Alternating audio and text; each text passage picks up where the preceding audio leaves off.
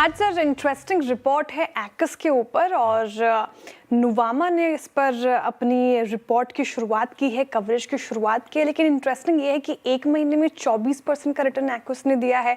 पिछले 6 महीने की बात करें तो 64% से ज़्यादा के रिटर्न्स मिल चुके हैं ऑलरेडी और अब इन लेवल्स पर कवरेज की शुरुआत हुई है नुवामा की तरफ से। 231 232 इसका लास्ट रीडिंग प्राइस था और टारगेट प्राइस देखिए कितने अग्रेसिव आए हैं, 444 के लक्ष्य आए हैं, यानी कि 86%, 86% का अपसाइड पोटेंशियल एक्स में नजर आ रहा है नुवामा को।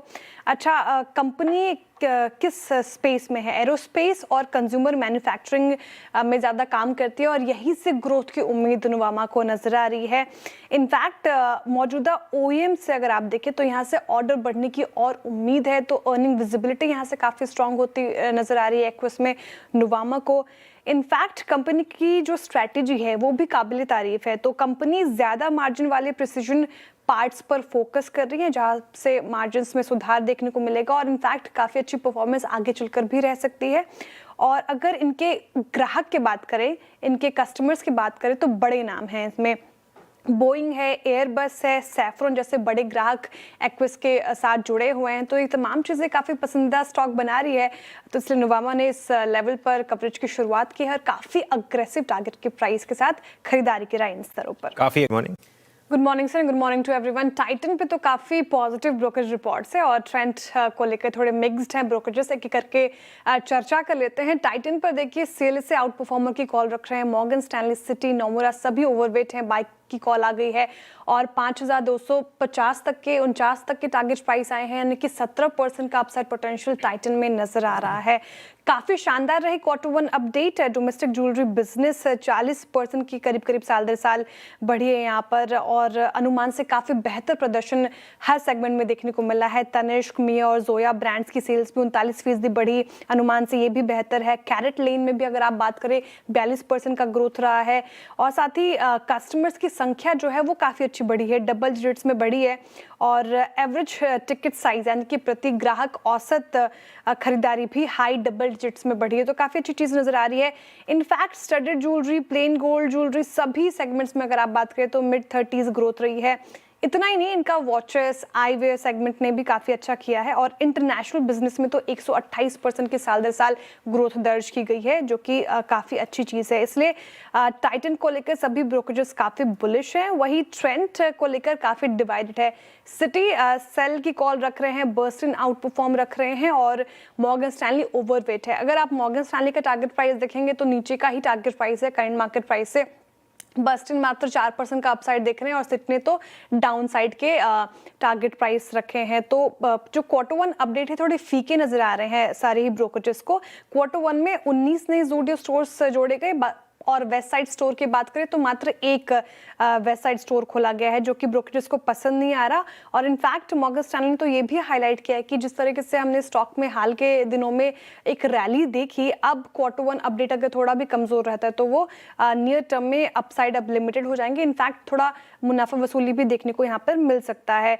बर्स्टिन ने भी इसी बात को दोहराया है, हालांकि उनका मानना है कि स्टोर ओपनिंग के लिहाज से सबसे कमजोर क्वार्टर रहा है ये वाला क्वार्टर 1, इसलिए थोड़ा स्टॉक पर नजर रखेंगे। और सिटी तो सेल की कॉल रख रहे हैं क्योंकि उनका मानना है कि स्टोर प्रोडक्टिविटी थोड़ी कम होती जा रही है, कंपटीशन तो बढ़ ही रहा है।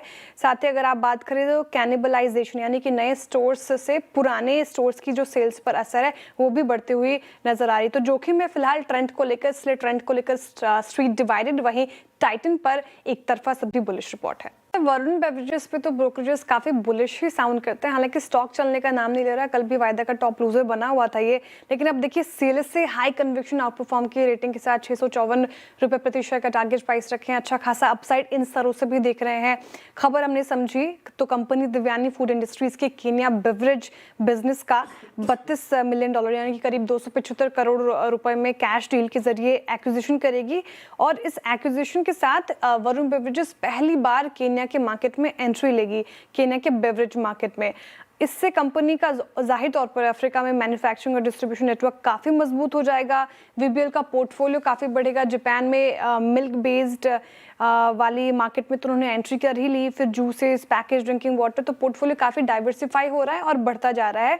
तो सेलेसे का मानना है कि जिस तरीके से इंटरनेशनल एक्सपेंशन कर रही है वीबीएल, जिस तरीके से वहाँ पे स्ट्रैटेजी अपना रही है काफ़ी अच्छी चीज़ है, इसलिए पॉजिटिव रिपोर्ट।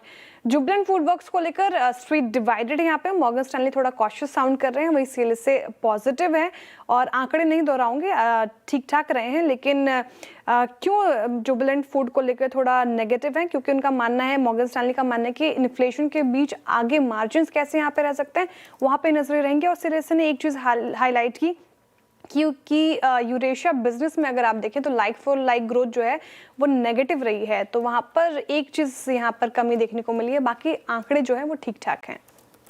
क्या कह रहे हैं ये लोग? काफ़ी इंटरेस्टिंग रिपोर्ट है सर, इनक्रेड की रिपोर्ट आ गई है और इन लेवल्स पर ऐड करने की सलाह है। शानदार परफॉर्मेंस इस पूरे स्पेस में दिखाई है और मैनकाइंड फार्मा से भी हमने अच्छी तेजी देखी। अब इनक्रेड कह रहे कि इन लेवल्स पर आप ऐड कर सकते हैं। 2812 का टारगेट प्राइस रखा है, ठीक ठाक अपसाइड भी नजर आ रहा है।